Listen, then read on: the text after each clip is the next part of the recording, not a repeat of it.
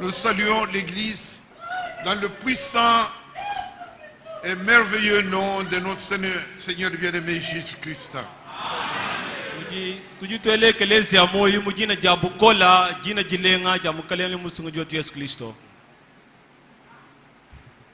J'ai dit que je vous aime beaucoup, j'ai désiré vous revoir.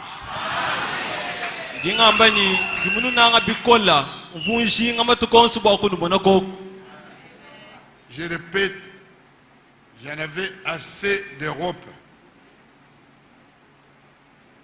Je ne voulais plus voir la Belgique, je ne voulais plus voir la France, je voulais voir Bushmaï.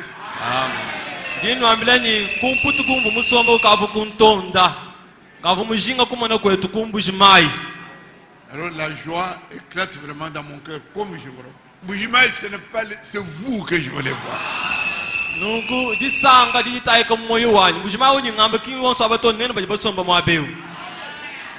Bien que le diable ne voulait pas que je voie vite, avec la grippe à la maison, mais comme mon frère Léon l'a dit, vous désirez me voir, mais je voulais aussi vous voir.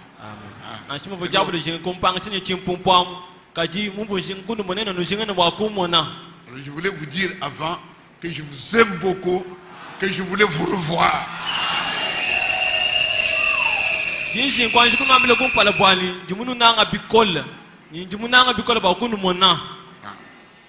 Alors j'apporte les salutations. Les salutations principalement de notre bien-aimé frère Franck de Krefeld.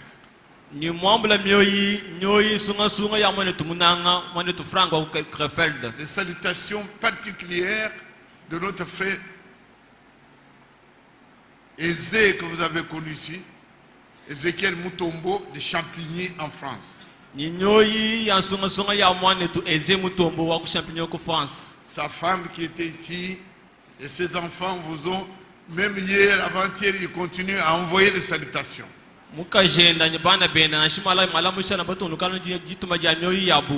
Les salutations de l'église de Bruxelles. Vous ne connaissez pas, eux, vous connaissez déjà à travers nous. Frère Michel, le conducteur maintenant que Jean-Claude est paralysé. Et avec les diacres, ils vous ont envoyé des salutations particulières. Alors mes enfants à Bruxelles, Jean-Claude en tête, sa femme Job, sa femme, Patou aussi qui nous a rejoint là-bas, qui est resté en Belgique, leurs femmes, leurs enfants, et la belle famille de Jean-Claude, c'est tout un clan qui est là-bas, une vingtaine de personnes, ils habitent là-bas. Chacun voulait que je dise son nom, mais je vous dis qu'ils vous aiment en nous voyant, nous, ils vous ont envoyé leurs salutations au nom de Jésus-Christ. Amen. Jean-Claude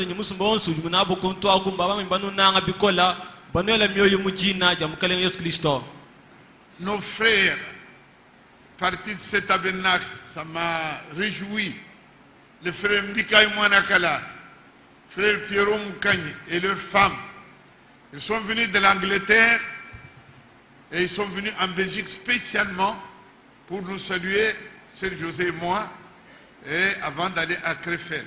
Et là, ils vous ont salué au nom du Seigneur Jésus-Christ.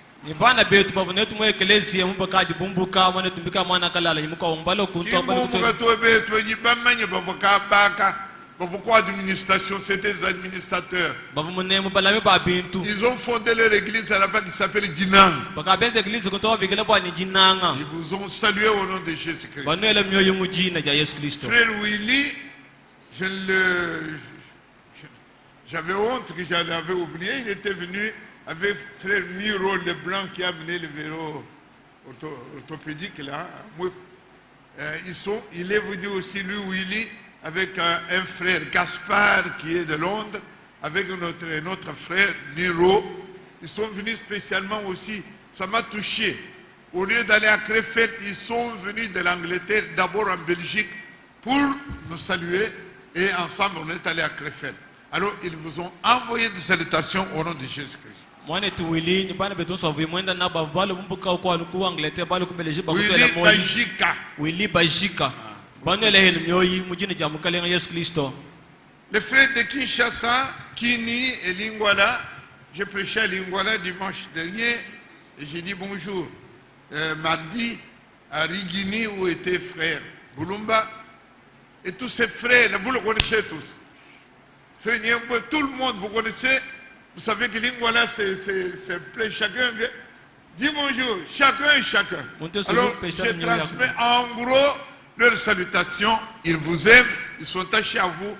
Au nom du Seigneur Jésus-Christ.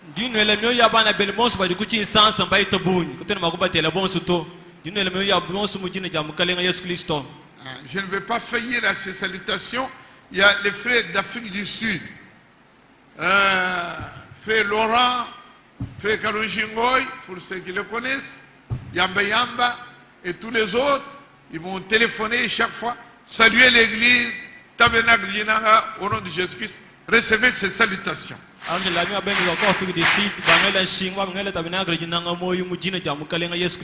Voilà. Après ces salutations, j'en ai encore oublié beaucoup, mais recevez les salutations particulières de Jean-Claude. Pendant que nous parlions de tout ce que Dieu a fait ici, alors, il faut que moi, ma femme et tous les clans, tous les enfants billets, ils ont envoyé même un message qui a été lu, j'ai envoyé par eBay, mais je tenais vraiment à venir dire que nous sommes reconnaissants à cause de vos prières. Même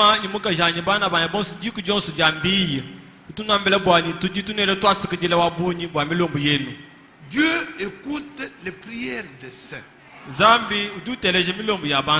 répète cela, ça a été, la parole de Dieu est toujours la même, mais nous est révélée au fur et à mesure que nous marchons.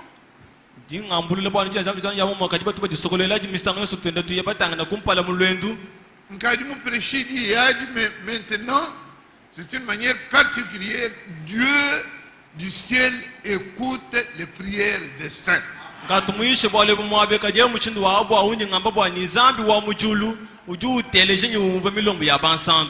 J'étais à Bruxelles. Je ne dis pas que Jean-Claude commence déjà à marcher partout. Mais à cause de vos prières, Jean-Claude n'est plus dans l'état où je pensais le trouver. Jean-Claude marche. Bien qu'avec sa canne, avec la jambe qu'il traîne, Jean-Claude monte les escaliers. Jean-Claude marche, m'accompagne.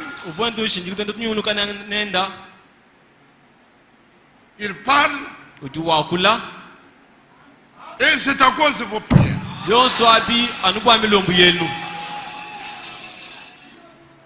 Et pendant que j'étais là, la prière a une grande efficacité. La Bible écrit dans Jacques ici, la prière peut tout faire. Ce qui est impossible chaque jour, cette parole est revenue dans Biekarom quand j'ai prié. Cette parole est revenue chaque fois. Ce qui est impossible à l'homme est possible à Dieu. Amen.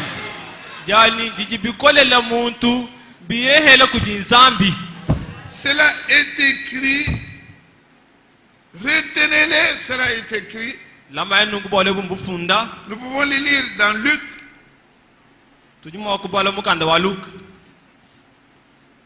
Je suis encore dans les salutations. Il est 22, il est 10 heures. Quand je commence cette prédication, je me limiterai à midi. Et je vous dis que j'ai fait cette prédication chez le pasteur Lilanga dimanche. Je suis resté à la chaire 4 heures. J'étais étonné, le peuple était tout debout. Il y a des gens qui m'ont demandé, et les sœurs, quelques frères ont dit, frère, quand vous avez dit que c'était fini, on a regardé la montre, on n'était pas revenu à ça. 4 heures. Je ne veux pas vous retenir 4 heures. Si c'est chez moi, pour couper une partie, je reviendrai. Mais je ne veux pas aller vite. Parce que c'est important. Luc, au chapitre 18,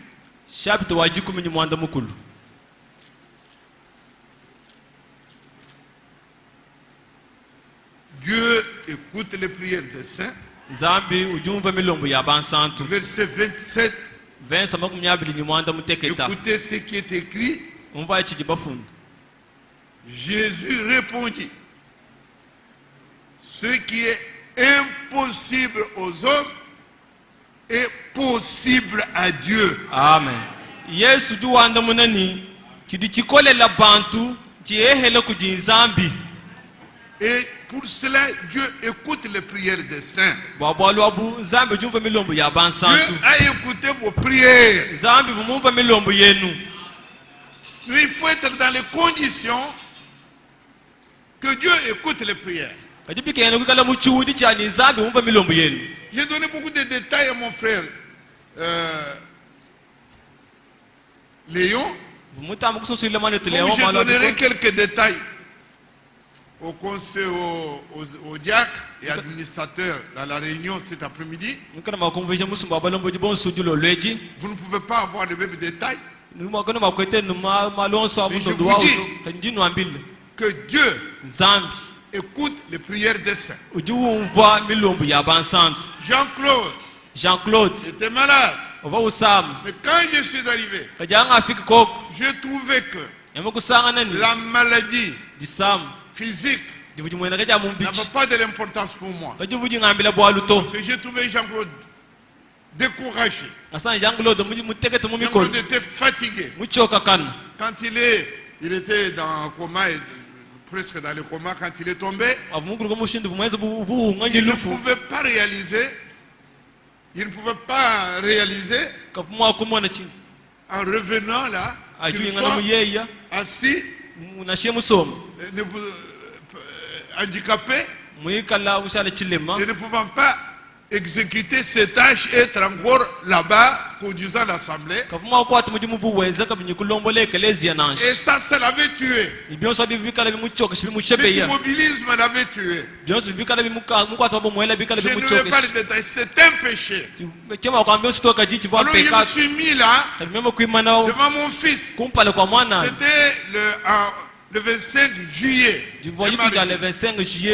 Après que j'avais dit cela, je suis allé avec Jean-Claude et sa femme dans la chambre, assis là-bas, la porte est fermée, et moi la Bible en main, et j'ai commencé à parler à Jean-Claude.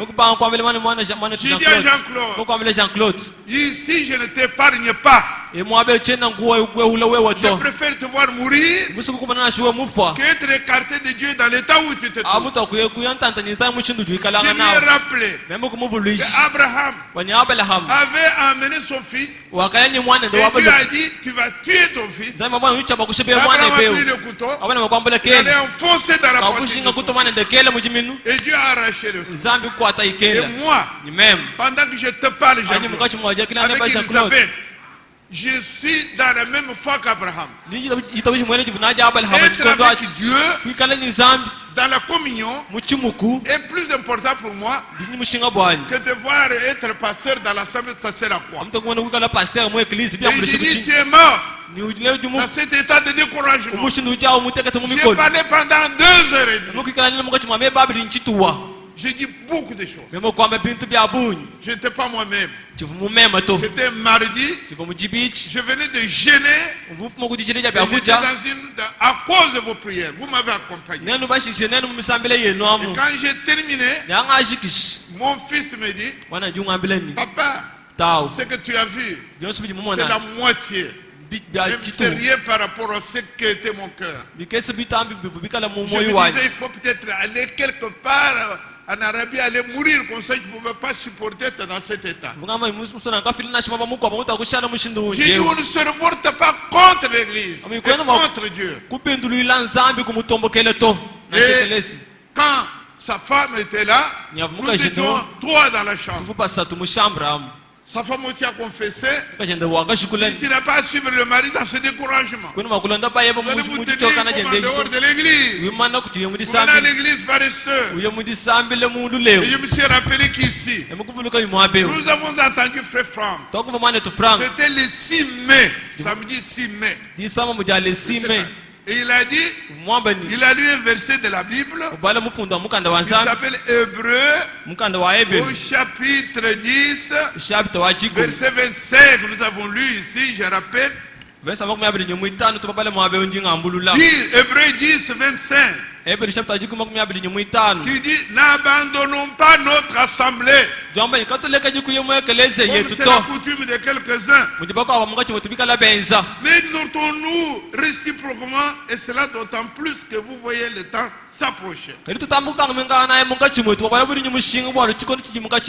Frère Franck a expliqué, abandonner l'assemblée, ce n'est pas sortir, aller fonder une autre. C'est être dans l'assemblée et ne pas être participant à ce que Dieu est en train de faire.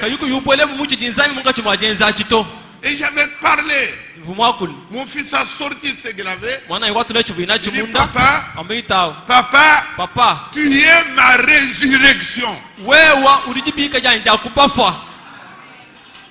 Et je vous dis, il a dormi le soir. Quand je venais le voir, il dit, ce que nous avons dit dans la journée. Aujourd'hui, j'étais mécontent. Je me voyais comment diminuer à cause de cette paralysie. Mais maintenant, papa, j'ai dit que je préfère rester avec ça même toute la vie. Ça ne me dit plus rien. Parce que je suis maintenant ressuscité.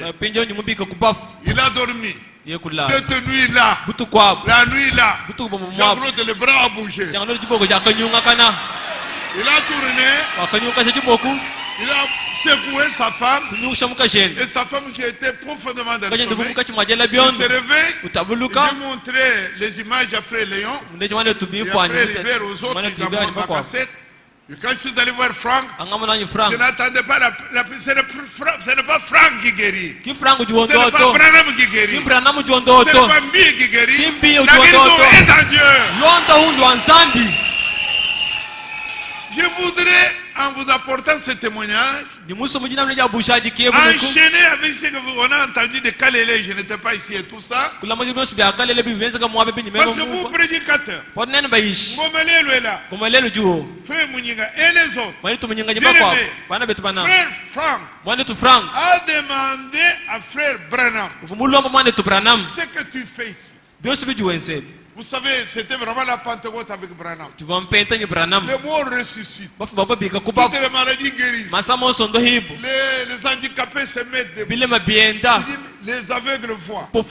Mais il a posé la question. Il a dit, Frère Branham, ce que tu fais ici, est-ce que, on peut dire, est-ce que quelqu'un peut le faire? Frère Branham a dit, Frère Franck, quiconque est appelé à prêcher l'évangile, il est appelé à prier pour les malades. Amen. On peut avoir quelqu'un qui a un don de guérison. Dieu ne nie pas. Mais l'église, les anciens ont reçu, c'est pourquoi j'ai amené ça. C'est Frère Branham. Nous disons encore ça. Venez me tenir ça, mon bien-aimé. C'est mis dans mon bureau. Ce n'est pas moi qui ai fait, c'est Frère. Où est-ce qu'il est encore là? Notre ami Serge Moukani. Dieu l'a inspiré, il a fait ça, il est venu mettre dans mon bureau.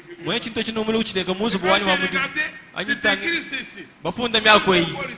Et alors, quand je serai parti,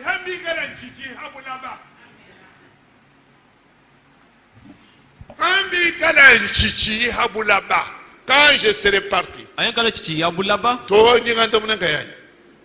J'aimerais que vous vous en souveniez. Quand nous voyons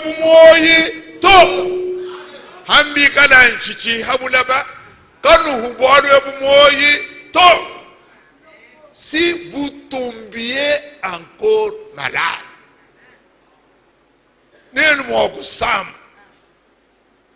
ou si quelque chose vous arrivait, maladie,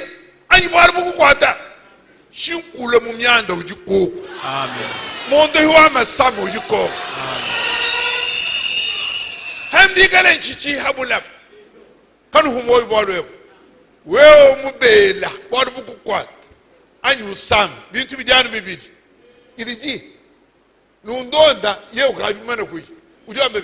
allez auprès de votre pasteur. Il est un homme de Dieu que Dieu a envoyé pour vous accorder la délivrance par ses prières quand il prie pour vous.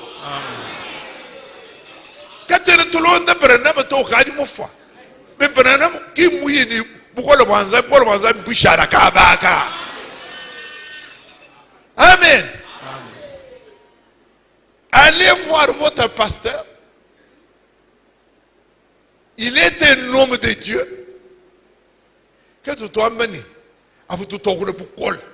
Nous disons que tous ceux qui se disent prédicateurs ou pasteurs, ou je ne sais pas quoi, ne sont pas établis par Dieu. Ça vous le savez.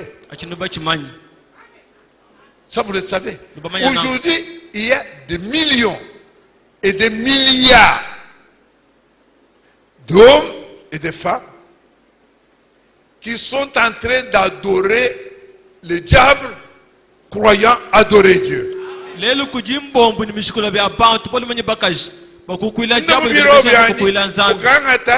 Dieu de cet âge mauvais. Quelqu'un va chercher dans le bureau. Le Dieu de cet âge mauvais. Le Dieu de cet âge mauvais, paragraphe 74, Frère Branham me dit, il y a des millions et des milliards. J'ai lu ça à Paris, j'ai lu ça à Bruxelles, j'ai lu ça partout, pour leur dire, vous devez, mes frères, parce que nous sommes des véritables frères. Ces promesses, ce n'est pas pour tout le monde. Ces promesses, c'est pour son peuple. Et son peuple, ce n'est pas tous ceux qui viennent ici.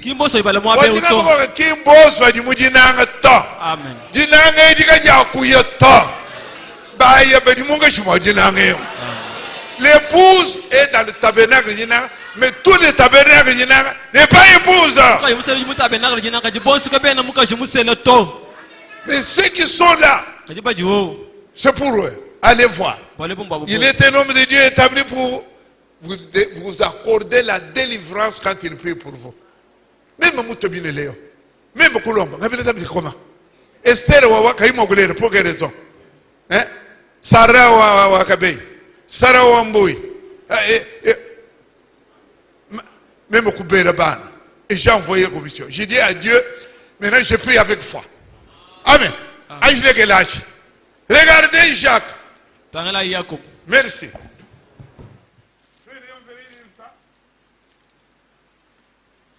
Et si ce n'est pas. Et si quand vous êtes ici, soyez la véritable adoratrice. Il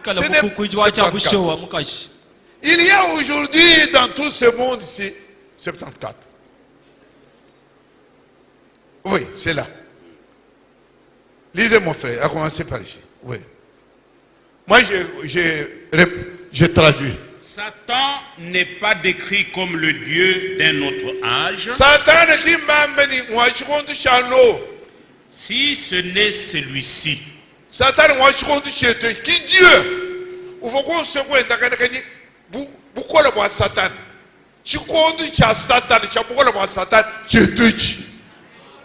Il n'est pas dit qu'il est le Dieu de l'âge de Noé. Satan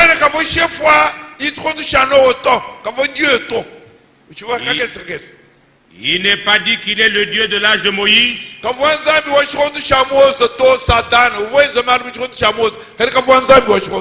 Ou le Dieu de l'âge d'Élie. Mais en cet âge mauvais. Oh, ne manquez pas ceci. Il est le Dieu de cet âge mauvais. Il est adoré par des millions et des milliards de gens et ils ne le savent pas. Amen.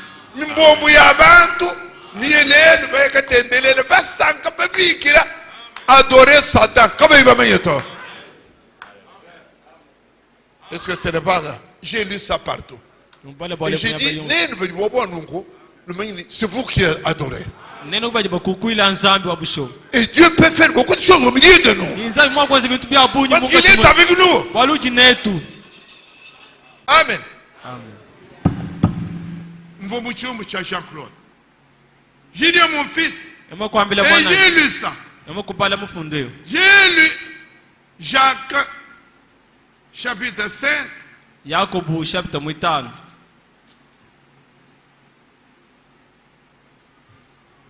Quand j'ai prié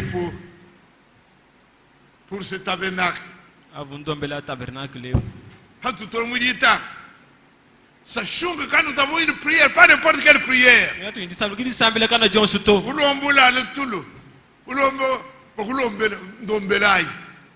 Non. Il faut que vous sachiez que vous avez une responsabilité. Verset 16. Et 17, Jacques 5 dit: confessez donc vos péchés les uns aux autres et priez les uns pour les autres afin que vous soyez guéris. La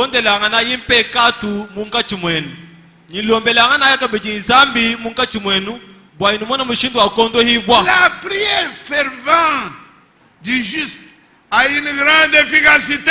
Amen.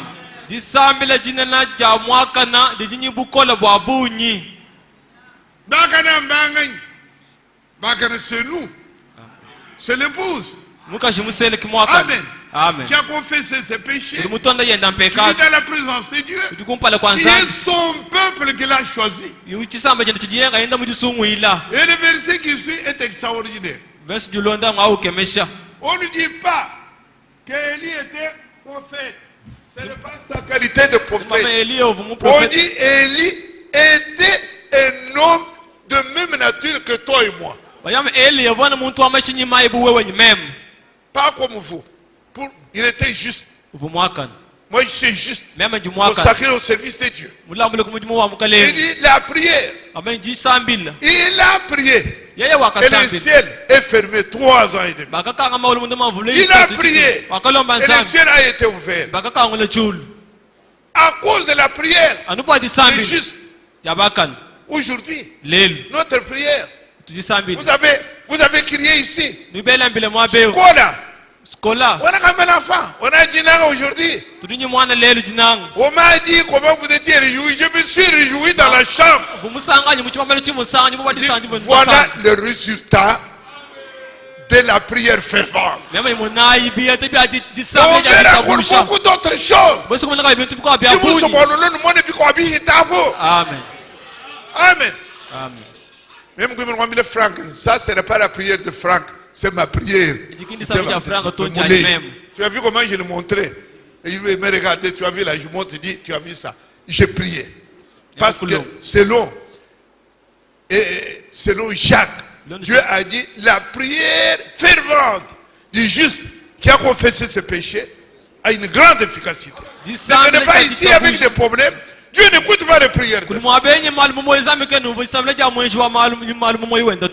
Amen. Amen. Alors, je voudrais saluer au nom du Seigneur Jésus-Christ. Alors, je parle de Jean-Claude, mes téléphones. C'était le 11, excusez-moi, ça je ne peux pas manquer quand je donne ce témoignage. Il était à Kalemi avec sa femme, Nyota. Il me téléphone. C'était le 11 août. Devant le 11 août. Et j'étais en Champigny, en France. Chez frère Ezé Mutombo. Il me téléphone, il me dit frère, avant que vous rentrez, il me dit d'abord, quand vous téléphonez à frère Franck, apportez-lui mes salutations personnelles. Mais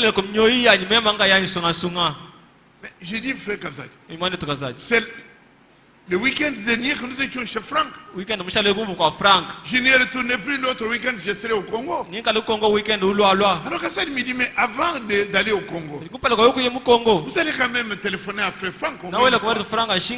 Alors quand vous téléphonez là, donnez-lui, apportez-lui mes salutations. Même au lieu d'oublier, alors que je téléphone à Franck, j'ai appelé frère Franck, j'étais en France. Frère Franck entend ma voix. Dieu donne à frère Franck le français correct, il a parlé comme nous parlons avec vous. Alors toujours comme il m'embrasse, c'est beaucoup de choses là d'amitié. Et puis du coup, il passe au problème de Jean-Claude. Et ça m'a choqué parce que je n'avais pas parlé de Jean-Claude. Jean-Claude était en Belgique, lui en Allemagne, Kazadji à Kalemi, et moi j'étais à Champigny. Et il commence à me parler de frère Mbi. Il me le répète, frère Mbi.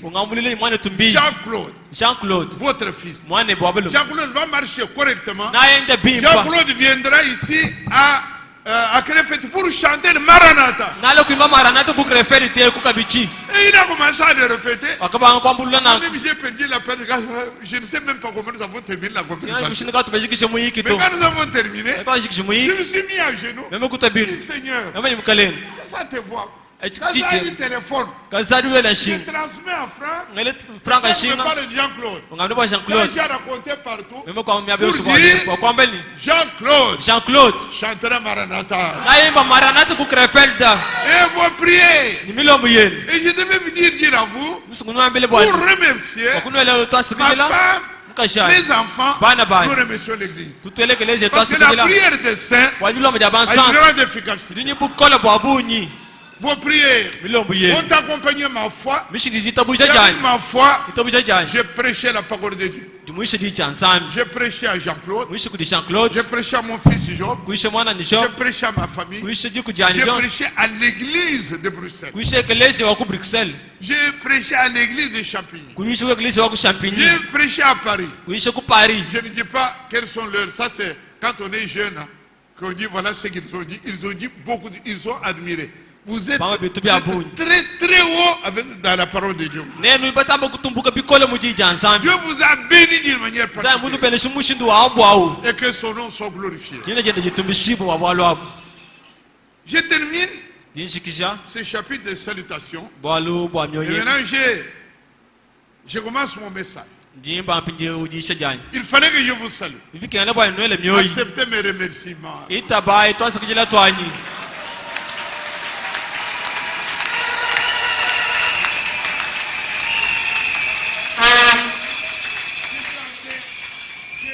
À Bruxelles, j'ai appris à la famille le cantique que vous m'avez appris ici avant que je parte. On a chanté ça à l'église avec tout mon clan, même ceux qui ne savaient pas chanter.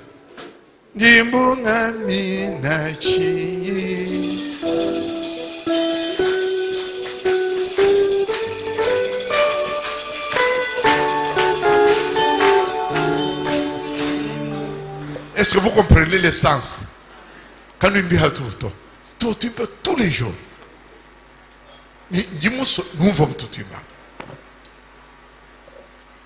Sarah, il dit le moi Sarah. Oui. Esther, Esther, il dit le moi Sarah, on bouillie. Mais je suis quand même l'homme de la même nature qu'Élie. Et ce qu'il a demandé.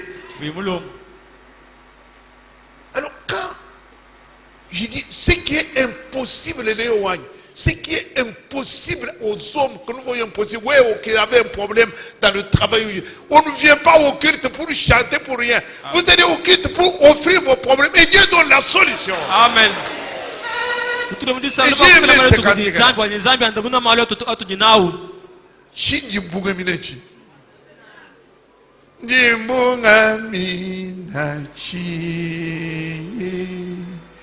Bisonji kumesu moyo uji utonda jijila wasi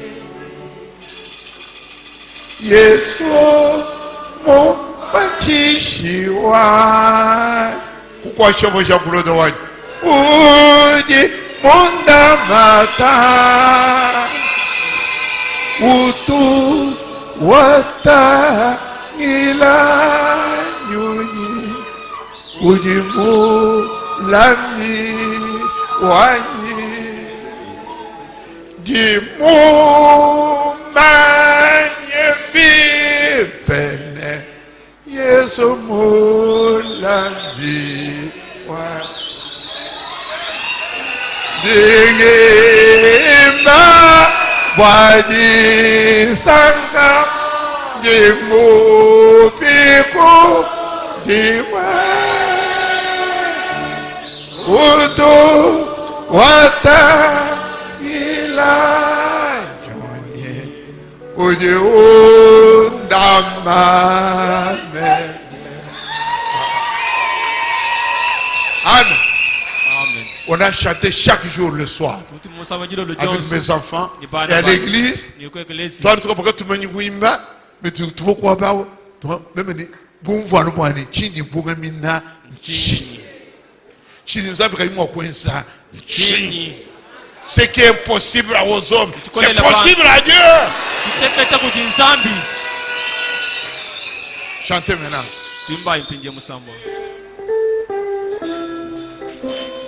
Chene Moussoua, mon Chelilanga, j'étais un peu jaloux.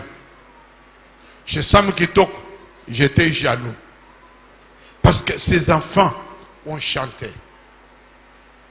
On voit, la musique était en dessous, les voix on entendait. Je ne veux pas que, non. Chaque instrument, on a monté bien content. Mais quel est le bon voix?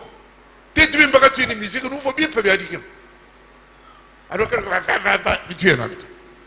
Je dis, non, non, bien pas. On dit, mon nom, on dit, bon, de temps, château. Tu vois, nous charles ne m'attendent pas. Dis, mon nom, quel est le bien peu, qu'on va bien pas, mon nom, j'ai un peu quoi. Amen. Timba.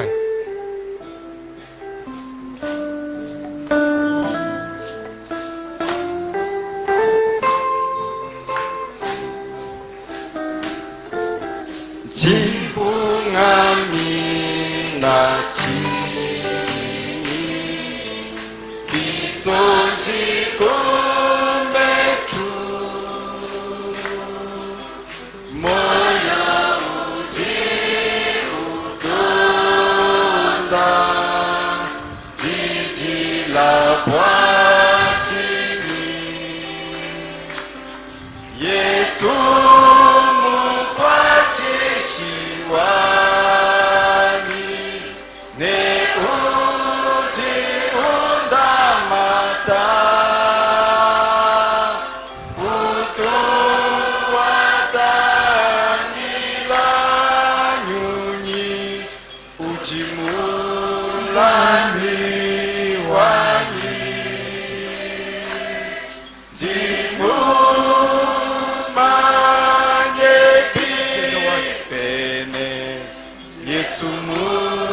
Sumulani wani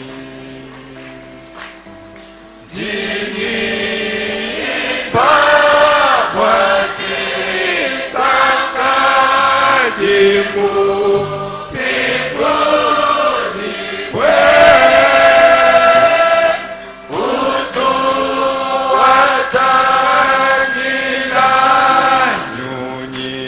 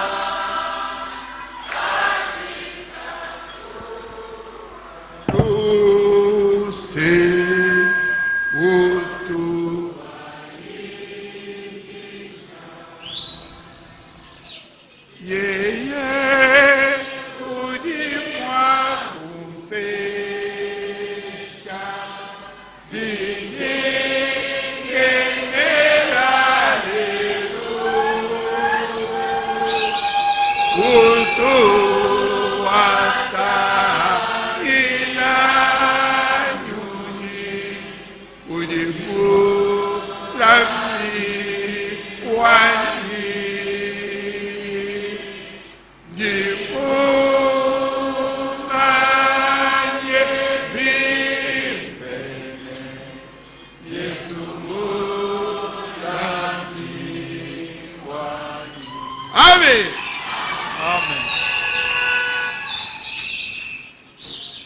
Quand j'entendais ça,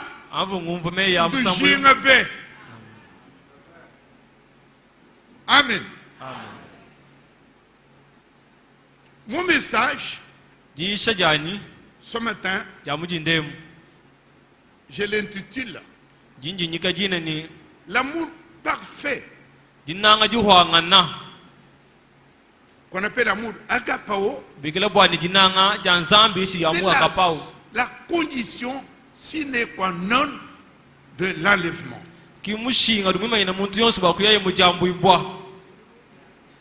L'amour agapao.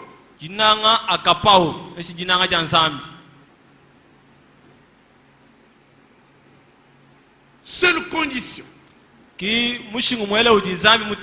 pour l'enlèvement.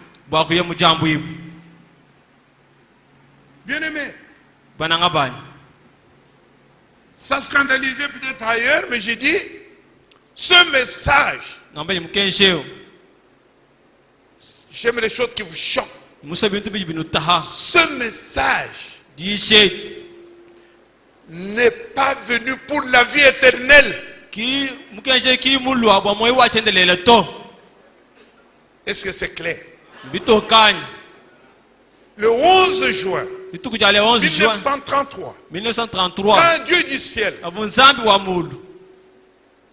appelle William Branham au fleuve Oyo,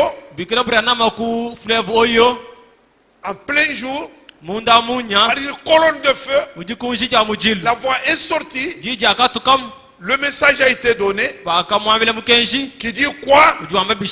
Comme Jean-Baptiste a été envoyé pour préparer la première venue de Christ, tu es envoyé avec un message, pour la vie éternelle. Tu es envoyé avec un message qui préparera la seconde venue de Christ. Donc ce message a un seul objectif, c'est préparer le retour de Jésus-Christ. Et qui va aller dans l'étude de Jésus-Christ? C'est l'épouse. Le message est destiné à l'épouse de Jésus-Christ. C'est pourquoi nous nous trompons souvent. Nous, conducteurs, on vous appelle dans un mariage, un problème de mariage de votre cousin ou de votre tante ou de je ne sais pas qui dans la dénomination, et tu prends ce que Frère Branham a dit et tu commences à trancher. C'est pas pour eux. Non. Le mariage et divorce, le 21 février 65. C'était un message, c'était un des 17 mystères les plus importants révélés à l'épouse, pas à la dénomination.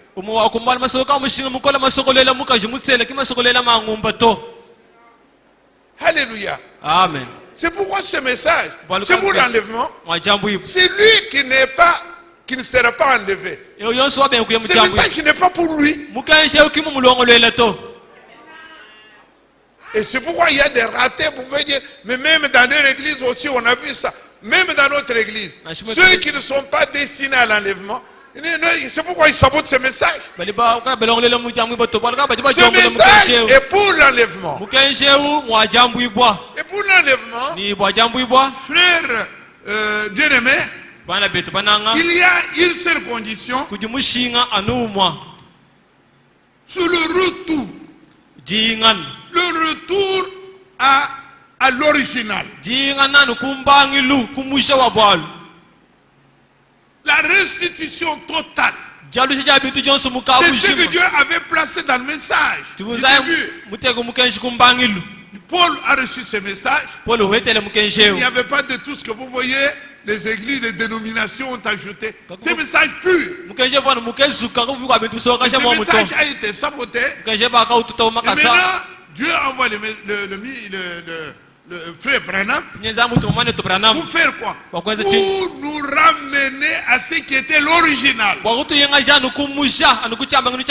baptême, frère, le baptême par immersion, le devoir de la femme à l'égard du mari, le mari à l'égard de la femme, les enfants, le ministère et les dons dans l'église, la restitution. Et ces choses-là s'accompagnent. Parce que Dieu accompagne cela de la puissance dans la parole. La parole a une puissance. Et là où il y a la parole restituée, si elle est restituée dans ton cœur, il y a la puissance. La puissance ce n'est pas dans le bâtiment. La puissance est dans ceux qui reçoivent ce message dans leur cœur. Et toute la parole de Dieu restituée, comme nous l'avons vu là, s'accompagne de l'amour. L'amour c'est Dieu. Dieu est l'amour. Ce message, bien aimé, nous allons y arriver. Je ne ferai pas 4 heures. Mais s'il n'y a pas d'amour tel qu'il doit être, vous n'avez pas reçu ce message, vous avez reçu la lettre, vous n'avez pas reçu ce message. Et l'amour agapao, c'est la condition pour l'enlèvement. Dieu est l'amour. L'amour c'est le premier commandement, le plus important, qui est même le résumé de toute la Bible.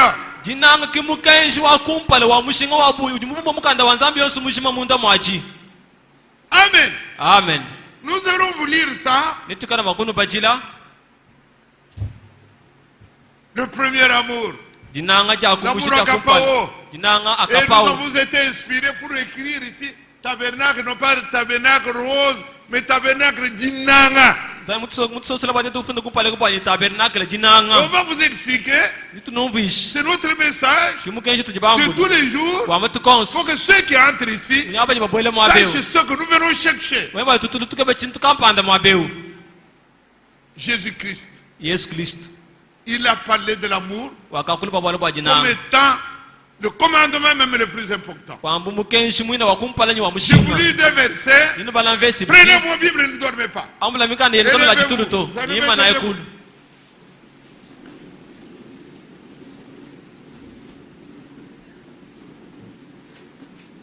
Nous allons lire ce que Jésus dit. De l'amour. L'amour agapao. C'est que ses apôtres ont dit après lui. De l'amour. Et nous voyons comment frère Branham a répété la même chose. Lui qui a reçu ce message le 11 juin. Il le résume aussi. Alors nous lisons dans Matthieu 22. Qu'est-ce que Jésus dit de l'amour?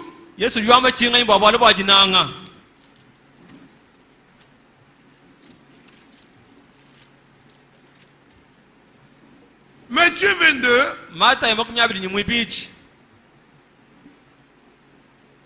Verset 37 ou 35. C'est 37. Hein, pour avoir le contexte, on lit un peu avant. 35, l'un d'eux, docteur de la loi, Nous verrons beaucoup parler de docteur de la loi aujourd'hui. Nous posons cette question pour l'éprouver, maître. Quel est le plus grand commandement de la loi?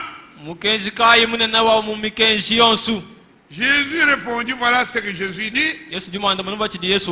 Tu aimeras le Seigneur ton Dieu de tout ton cœur. Amen. De toute ton âme. De toute ta pensée. C'est le premier et le plus grand commandement. Et voici le second qui lui est semblable. Tu aimeras ton prochain comme toi-même. De ces deux commandements dépendent toute la loi et les prophètes. Amen. Amen. Veuillez vous asseoir. La loi et les prophètes signifient ce que l'Ancien Testament a dit. Et dans l'Ancien Testament, nous lisons dans Deutéronome, au chapitre 6, ça vous n'allez pas entendre dans les charismatiques. Ils peuvent jouer, ils peuvent chanter, mais ceci est réservé à vous. Deutéronome 6, versets 4 et 5. Écoute Israël, voilà le commandement que Moïse avait donné. Écoute Israël, notre Dieu est l'Éternel, notre Dieu est le seul éternel. Tu aimeras l'Éternel ton Dieu de tout ton cœur, de toute ton âme, de toute ta force. Voilà ce que l'Ancien Testament avait dit. Et c'est pourquoi, quand les docteurs de la loi demandent à Jésus quel est le premier des commandements, Jésus dit ça.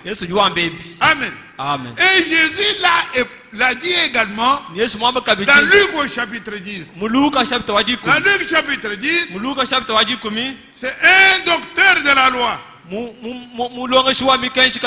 J'insiste, bien aimé. Nous n'avons pas la théorie, nous avons la pratique. C'est Luc chapitre 10. Ne dormez pas. C'est le verset 28. Mais pour que vous compreniez 28, il faut que je commence plus haut. 28, Jésus dit, tu as bien répondu, lui dit Jésus, fais cela et tu vivras. Tu as bien répondu. Alors nous allons au verset 25. Un docteur de la loi se leva et dit à Jésus pour l'éprouver, Maître, que dois-je faire pour hériter la vie éternelle? Jésus lui dit, mais qu'est-ce qui est écrit dans la loi? Qu'est-ce que tu lis dans la loi? Verset 27, il répondit, c'est ça la loi, tu aimeras le Seigneur ton Dieu de tout ton cœur. Amen, amen, de tout ton cœur, de toute ton âme, de toute ta force, et de toute ta pensée, et ton prochain comme toi-même. C'est ce que le docteur de la loi a dit. Alors, verset 28, Jésus dit, tu as dit la vérité, tu as bien répondu. Tu as bien répondu signifie que le premier commandement, selon Jésus, c'est aimer Dieu. Nous allons aimer notre Dieu, il nous a aimés. Ce n'est pas seulement lui qui a aimé, nous devons aimer Jésus. De tout ton cœur, de toute ton âme, de toute ta force, de toute ta pensée. Et aimer ton prochain comme toi-même. Ça, c'est la première loi. Et Jésus est parti.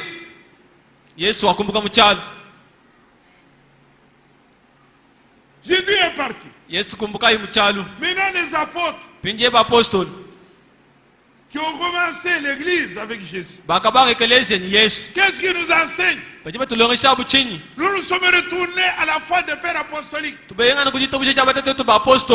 voir ce que Pierre, ce que Paul, ce que Jean, et ce que William Branham disent de l'amour. Jésus a défini. Maintenant regardez après Jésus. Nous lisons Pierre. Dans 1 Pierre, au chapitre 1. 1 Pierre chapitre 1. Verset 22. Je n'arriverai pas jusqu'à midi, mais je vais quand même aborder le sujet. L'amour, ça c'est la définition. Amen. Quand je vois une définition, au lieu de commencer par mettons d'abord la base. C'est écrit dans la Bible. Parce que nous avons un message biblique. Qu'est-ce que Pierre dit? Au chapitre 1, versets 22 et 23. Ayant purifié vos âmes en obéissant à la vérité. Si vous n'obéissez pas à la vérité, vous ne pouvez pas avoir cet amour. En obéissant à la vérité pour avoir un amour fraternel sincère.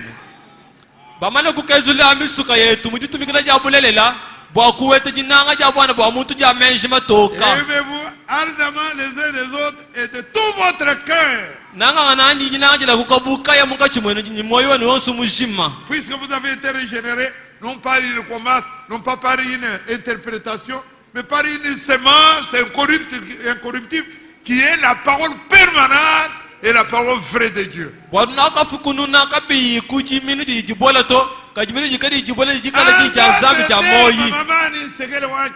Si quelqu'un n'a pas l'amour de Dieu, il n'a pas ce message. Non. Amen. Amen. Et Pierre va le répéter. Dans le chapitre 4, verset 7 et 8. Il va le répéter. Disons, étant donné le temps, nous sommes à la fin. Pierre 1 Pierre chapitre 4, verset 7 et 8. À cause, 1 Pierre, un Pierre, vous dites la Bible pour un Pierre. Un Pierre chapitre 4, verset 7 et 8.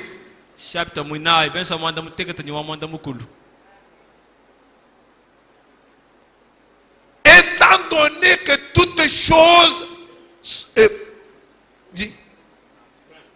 nous sommes à la fin. Toutes choses arrivent à la fin. Ce n'était pas l'âge passé, hein. C'est notre âge maintenant. Toutes choses arrivent à la fin. Verset 8. Qu'est-ce qu'on me demande?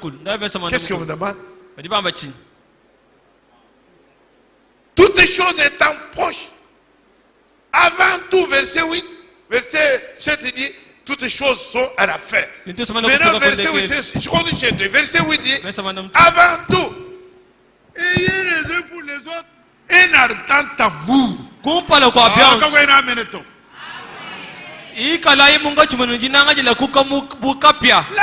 couvre la multitude de péchés.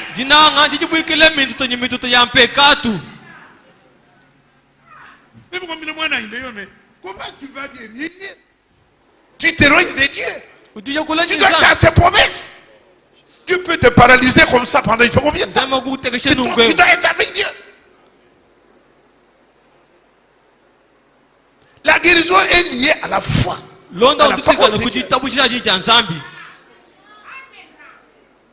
Ça c'est Pierre. Il vous dit avant toute chose. C'est l'amour ardent. Amour tu dois fonder tabernacle combien? Plus que n'importe quoi. Et mes collègues, quand nous avons mis la pierre là, nous avons dit Église mis trois au bout, qu'on nous dépasse dans les versets, citations et apprenants, mais que personne ici à Bouchmaï, que personne ne dépasse en amour.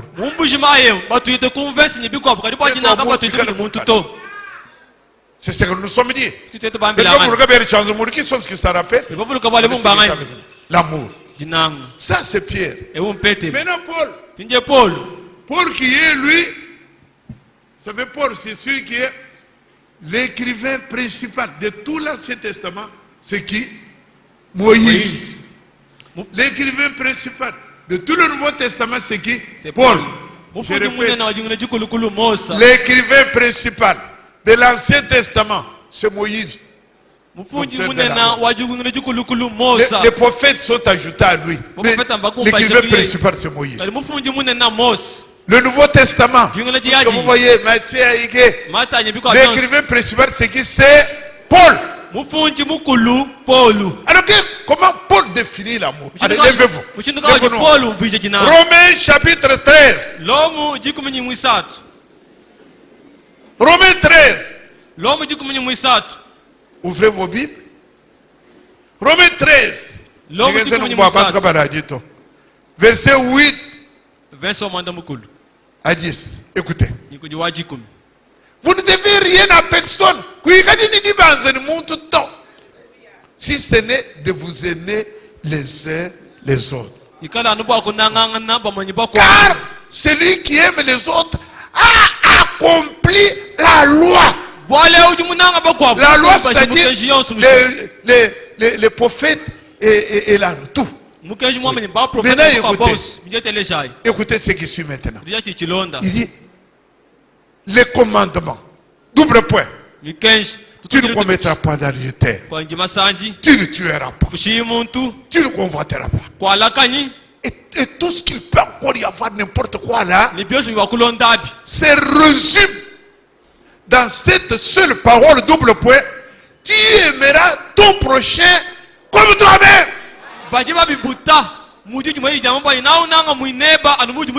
Ça c'est Paul qui a résumé, il dit toute la Bible. Écoutez Paul. Asseyez-vous, je vais commenter ça. Gomeler, tu es docteur, mon frère. Jésus, quand on pose la question, nous avons lu, Jésus dit, premier commandement, aimer Dieu de tout ton cœur, de toute ton âme, de tout ton esprit et tout ça.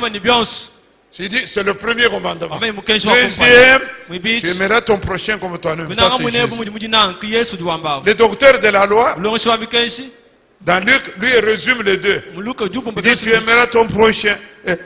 Tu aimeras Dieu, tout ton cœur, toute ton âme, etc. Et ton prochain comme toi-même.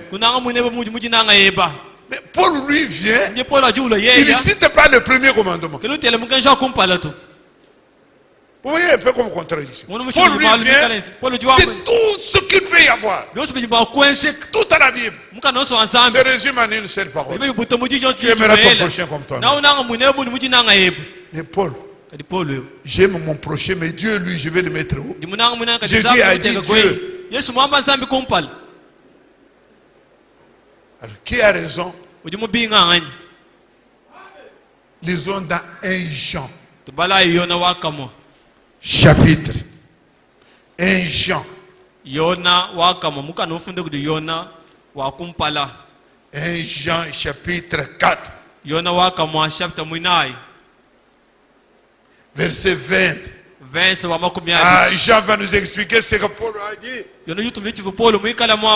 Si quelqu'un dit, j'aime Dieu de tout mon cœur, de toute mon âme, de tout ceci, et qu'il naïsse son frère, c'est un menteur. Et il continue.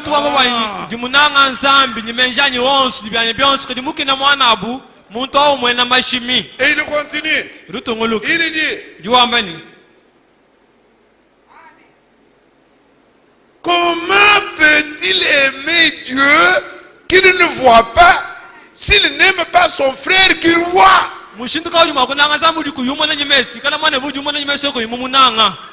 Donc Paul dit, alors verset 21, il conclut, il dit, et nous avons de lui ce commandement, que celui qui aime Dieu aime nécessairement aussi son frère.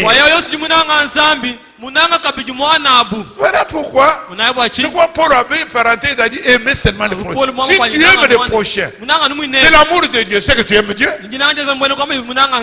Souris donc.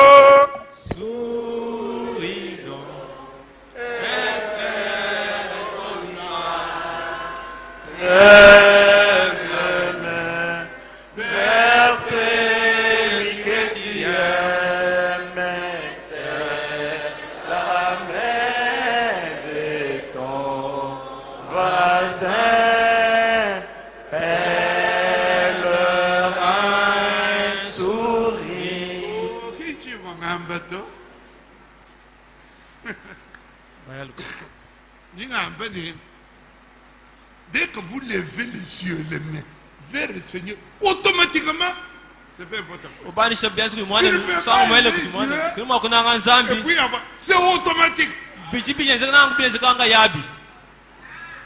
Qui parle, souris donc, éclaire ton visage, lève les mains vers Jésus que tu aimes. Quand tu as fini, directement quand tu viens de là-bas, tu sais là. Quelqu'un qui ne serre pas la main de ton frère, son frère n'aime pas Dieu. Alors chantons ça. Souris donc, éclaire ton visage.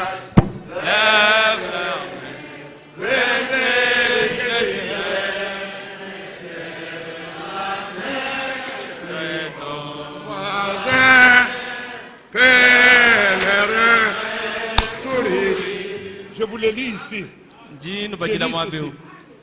Et nous avons de lui ce commandement que celui qui aime Dieu aime aussi son frère. Amen. Amen.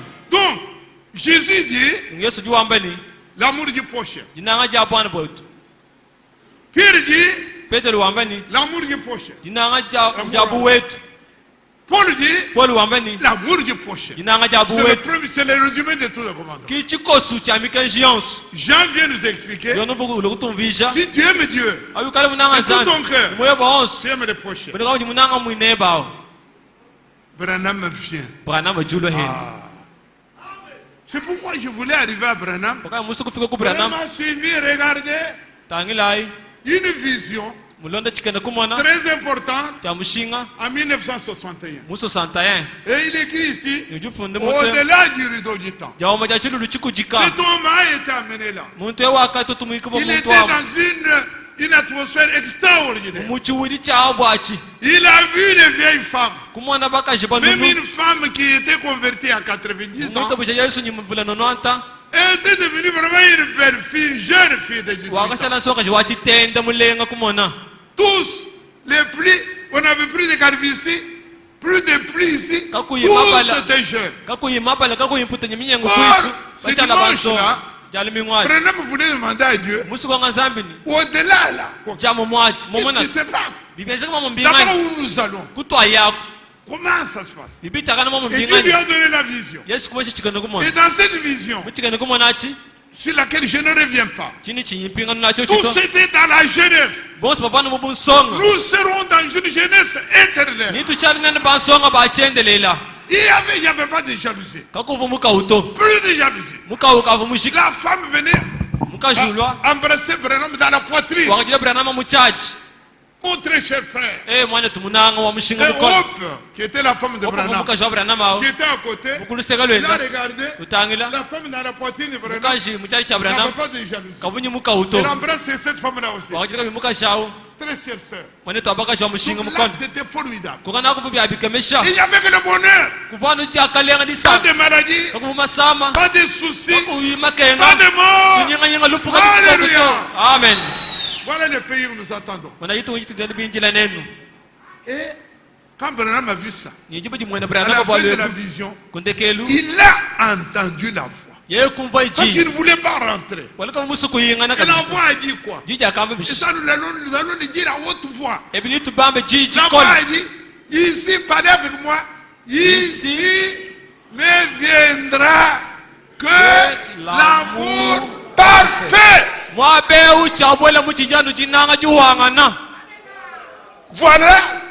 ce que Branham nous a appris dans la vision. Là, n'entrera que l'amour parfait. On appelle amour agapao. Quelle est la différence entre l'amour agapao et notre amour, qui est l'amour quoi? Amour philéo, amour humain. L'amour humain, c'est l'amour normal. L'amour, à moins que tu sois malade. Tu es malade de la tête. Tu es fou. Tu es malade psychique.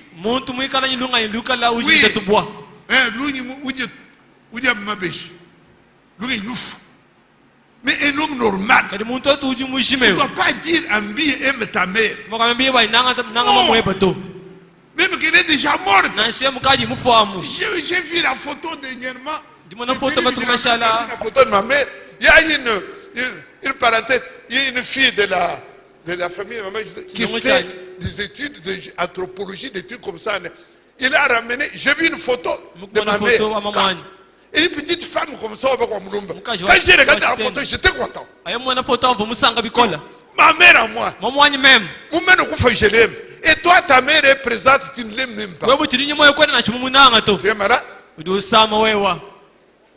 À tel point que la mère de Chimang, Chimang Jean-Robert, elle est catholique. Elle a dit à son fils, il a dit, moi, vous savez pourquoi je n'aime pas les Branham? Parce que je n'aime pas les familles. Mais les Branham que j'aime, c'est les Branham d'Embi. Les Branham d'Embi, ça j'aime. Parce qu'il entend moi dire que si quelqu'un n'aime pas sa femme, on va t'apprendre à aimer ta femme, à aimer ta mère qui t'a mis au monde. On va t'apprendre ça à l'église. Non! Tes enfants propres. Ça, ce n'est pas dans l'église. Ça, même à la maison, ils doivent vous dire, tu dois aimer ta mère, aimer tes enfants et ta femme. Ça, on doit apprendre à l'église. Dans les dénominations, pas ici. Ici, vous voulez les choses de... Non. Non. J'ai beaucoup aimé ma mère. Ma mère était une petite femme comme ça. Je l'aimais. Elle est déjà morte. Mais même qu'elle est enterrée, moi je l'aime. Vous voulez que je mange ici avec la Bible beaucoup. Non.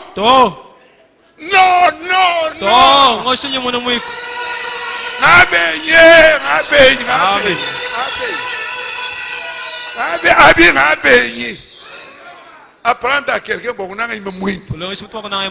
l'homme d'aimer sa femme, ses enfants.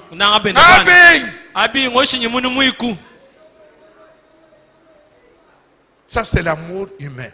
Même une poule. Une poule n'est pas méchante. Mais quand il vient d'avoir des poussins, elle change même là. Elle fait des pour défendre ses enfants. Et toi, un homme, tu n'aimes pas ta mère. Tu n'aimes pas ta femme. Quand on marre au cheval. Non! Ça, on n'apprend pas ça ici. Mais nous apprenons ici l'amour agapao.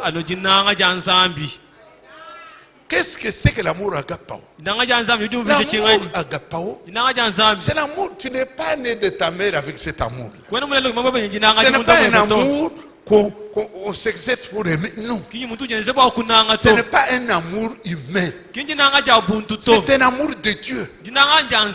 Dieu peut aimer les pécheurs. Toi, non?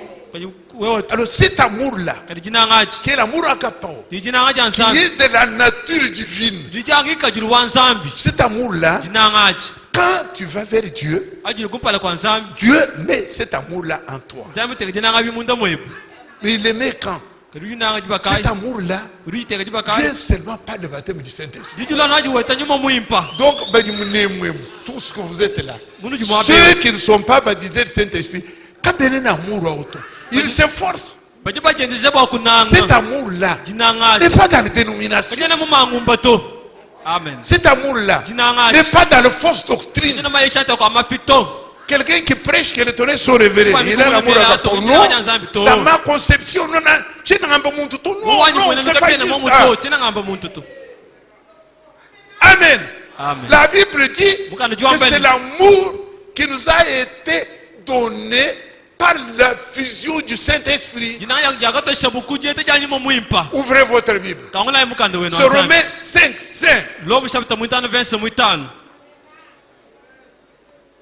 Oh, pasteur, ou révérend, ou du Saint-Esprit. C'est faux, c'est leur Saint-Esprit à eux.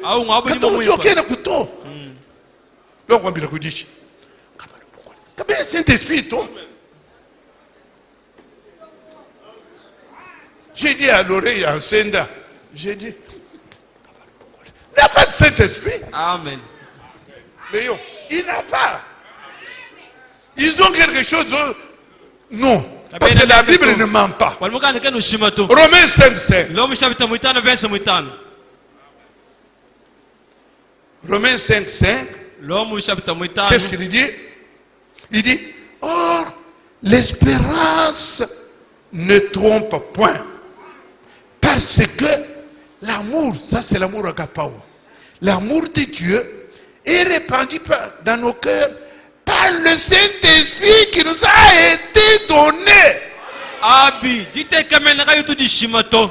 Bwalu jinanga janzambi, baga di hongolo mnyoye tukuichile kwenye mwimputu vubayeta. Amen. Amen. Ces choses-là, il faut savoir. Nous ne sommes pas là pour la vie éternelle. La vie éternelle. Vous l'avez par l'évangile. Mais vous n'avez pas le Saint-Esprit. Amen. Amen. Le Saint-Esprit, il n'est pas donné à tous les sauvés. Le Saint-Esprit appartient à l'épouse. Donc durant les 7 âges de l'église, à l'âge d'Éphèse, ceux qui ont cru au message de Paul, ceux qui ont cru au message d'Irénée, de Martin, de Colomba, de Martin Luther, de John Wesley, et même de William Seymour et de William Branham. Eux ont le Saint-Esprit, c'est là. C'est l'épouse. Tous les autres n'ont pas le Saint-Esprit. Ils ont la vie éternelle, ils n'ont pas le Saint-Esprit. C'est pourquoi il n'y a qu'un seul évangile. Mais on vous dira, il y a l'évangile tout court qui vous confère la vie éternelle. Et il y a le plein évangile qui vous communique le Saint-Esprit. Amen. Amen. Et c'est ce que nous lisons. Marc 16:16. Ça c'est l'évangile. Marc 16:16. C'est pourquoi nous avons dit il y a des saluts même dans les dénominations. Ils ont le salut. Ils ont la vie éternelle. Ils ont l'évangile. C'est écrit. Marc 16:16. Celui qui croira et qui sera baptisé sera sauvé.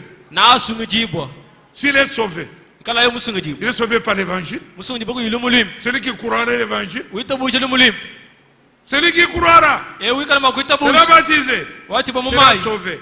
Celui qui ne croira pas sera condamné. Donc il y a les sauvés et les condamnés. Mais maintenant, pour le plein évangile, pour le Saint-Esprit, alors là, il faut croire le message de son temps. Et